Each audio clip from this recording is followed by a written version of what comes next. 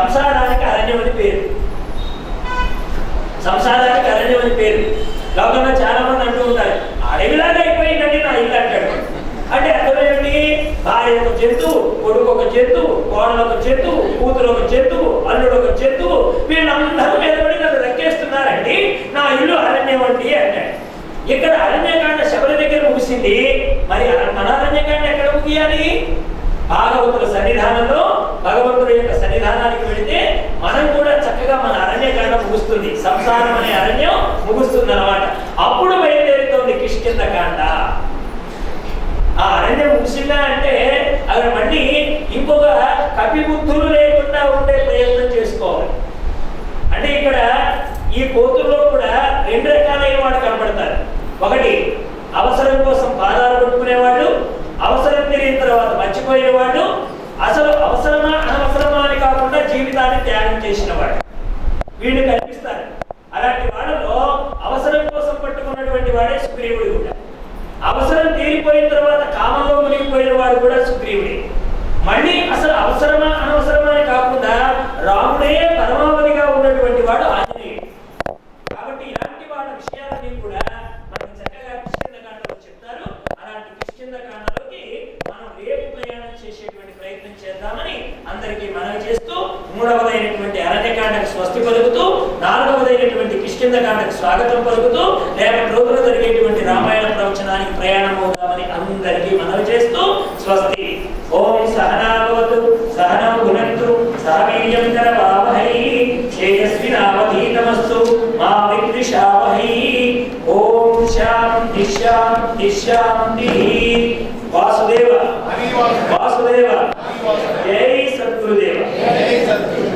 ఒకసారి మనం ఈ రామాయణంలో ఉండేటువంటి ఒక చిన్న శ్లోకాన్ని అనుసంధానం చేసుకునేటువంటి ప్రయత్నం చేద్దాం.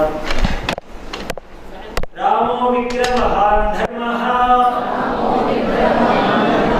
సాధు సత్యపరాక్రమః రాజా సర్వస్య లోకస్య దేవానాం అగవానివ. ఓం శాంతి శాంతి శాంతి. बोलो सीतारामचंद्र महाराज की जय। बोलो सीतारामचंद्र महाराज की जय। बोलो सीतारामचंद्र महाराज की जय। जय वासुदेव. ఈ రోజు మూడో రోజు ప్రవచన కార్యక్రమం పూర్తయింది. రేపు కిష్కింధకాండతో రేపు ప్రవచనం మొదలు పెట్టాలని చెప్పారు.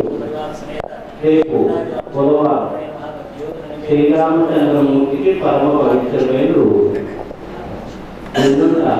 గురువారం, కుదరదు నక్షత్రం, నవమి తిథి. ఇల్లున్న కూడా చాలా పరమ పవిత్రమైన రోజులు ఈ ఘట్టాల్లో. అందు గురించి 50 మంది భక్తులు వచ్చి ఈ కార్యక్రమానికి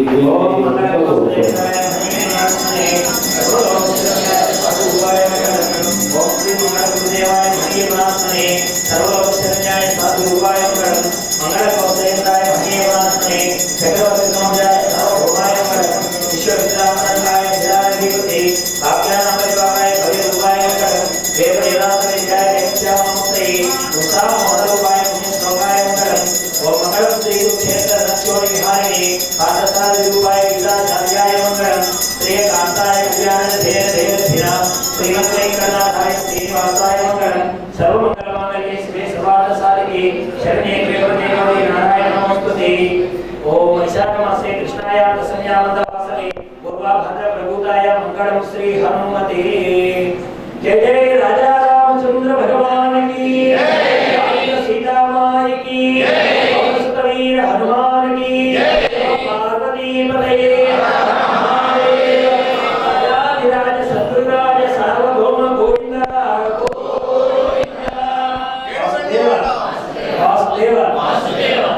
రేపటి రోజున ఎప్పటిలాగానే 7 గంటలకు పూజా కార్యక్రమం జరుగుతుంది.